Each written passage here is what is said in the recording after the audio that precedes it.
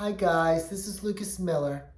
In one of my early videos, I said I was going to discuss my first novel. I've always loved writing short stories as a teenager and a child, and even as a young adult, but this is the first time I've written something that I really thought was worth publishing. I don't have time to go through the publishing process, so I put it on a couple of fiction websites. You can find them in the links below, in Archives of Our Own and Wattpad. The novel's title is called The Oracle. Before I begin, I would like to open up with a Bible verse. Join me in Luke chapter 6, verses 27 through 36. Love your enemies, do good to those who hate you, bless those who curse you, and pray for those who spitefully use you. To him who strikes you on one cheek, offer the other also. And from him who takes away your cloak, withhold not your tunic either. Give to everyone who asks of you, and from him who takes away your goods, do not ask them back. And just as you want men to do to you, do ye even so to them. But if you love those who love you, what credit is that to you? Even sinners love those who love them. And if you do good to those who do good to you, what credit is that to you? For even the sinners do the same. And if you lend to those from whom you hope to receive back, what credit is that to you? For even sinners lend to sinners to receive as much back. But love your enemies, do good, and lend, hoping for nothing in return, and your reward will be great. You will be sons of the Most High, for he is kind to the unthankful and evil. Therefore, be merciful, just as your Father also is merciful.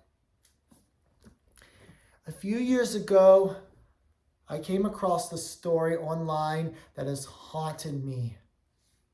A story involving a young woman named Bethany Lideline who lived in Kansas City, Missouri, and was engaged to a charismatic religious leader named Tyler Deaton, affiliated with the International House of Prayer megachurch.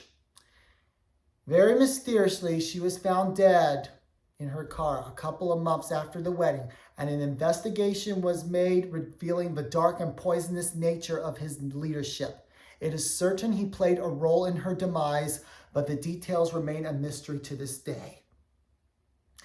When I read this story, I asked myself, if I had been a close friend or family member of Bethany's, how would I have learned to cope with the loss? How would I have learned to wrestle with the complex subjects of hatred, bitterness, anger, revenge, and healing, hope, love, and forgiveness? So I wrote a fictional novel called The Oracle, which has some strong parallels to the true story, but with completely fictional characters and plot, of course. And then I portray my own struggle with these subjects through the main character of Andrew Wells. Now, mind you, this novel is not meant to force forgiveness on you. For some people, the pain is too much to bear and they can't bring it, or they can't bring themselves to forgive the person who wronged them or their family. And that's okay. We're all at different places in dealing with ourselves. While loving and forgiving your enemies is something noble to aspire towards, God understands if you're not there yet. There's a reason why stories of miraculous forgiveness like Corrie Ten Boom, Elisabeth Elliot, and Gracia Burnham stand out, because it takes courage to be that strong mentally. And if you work with the Lord daily, if you ask him to give you the strength to do what you cannot on your own, he will, slowly but surely, he will work a miracle in your heart. All you have to do is ask for it and persist in asking, like the parable of a persistent widow. In my novel, The Oracle, Andrew Wells is a college major in financial studies who falls in love with a girl named Rebecca Smith. He would love to court her, but because she is already promised to another, he keeps his distance out of respect for her and her fiancé. Her fiancé, Jonathan Withers, is a charismatic leader of a youth group who meets in the chapel at the college every Thursday. Rebecca invites Andrew to join. Andrew becomes a Christian, and he has so much fun with these young people. Andrew is a shy, awkward sort of person who has difficulty making friends, so He is glad to be part of this group. He hopes to find answers to his life so that it will have some more meaning and purpose and order.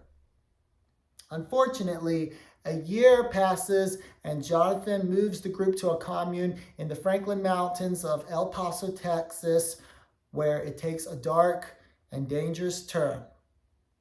Jonathan becomes giddy with power and subjects his congregants to a series of gaslighting, guilt-tripping, and manipulations, and an obsession with end times conspiracy theories. Slowly, Andrew begins to realize that this seemingly well-meaning youth group is in fact an end times cult. So he leaves quietly. Rebecca marries Jonathan, and unfortunately, the relationship proves disastrous because of Jonathan's toxic, abusive, and unfaithful behavior towards her. She is found dead in her car a couple of months after the wedding as an apparent suicide, but during the funeral, the police interrupt the service, handcuff Jonathan, and lead him out of the church, saying that he is under arrest for first-degree murder because Corrie, one of his congregants, has turned himself into law enforcement, saying that Jonathan ordered the hit on Rebecca, saying, "God revealed to me that she was a stiff-necked, wicked, and rebellious woman, and it was time for her to die." Andrew is heartbroken because he loved Rebecca and he would have done anything to protect her. He holds on to every news article he can. Eventually, the case is dropped because Corrie is mentally unhinged and has changed his testimony repeatedly. Corrie's lawyer says that there's no way a prosecutor could ethically pursue this case because there seems to be more evidence that points to suicide than murder. So she moves upon the county prosecutor not to press charges against her client. The case is dropped, there is no trial, and Corrie and Jonathan are set free.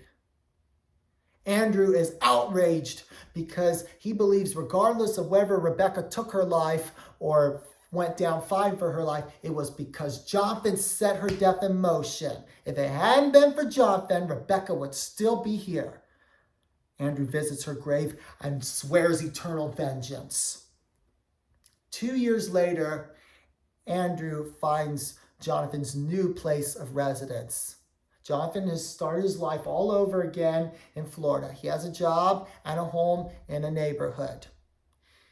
Andrew sneaks into his house one night with a gun, points it at his head when he's in bed, hoping to put a bullet through his head, and then place a fake suicide note on the dashboard as a cover story.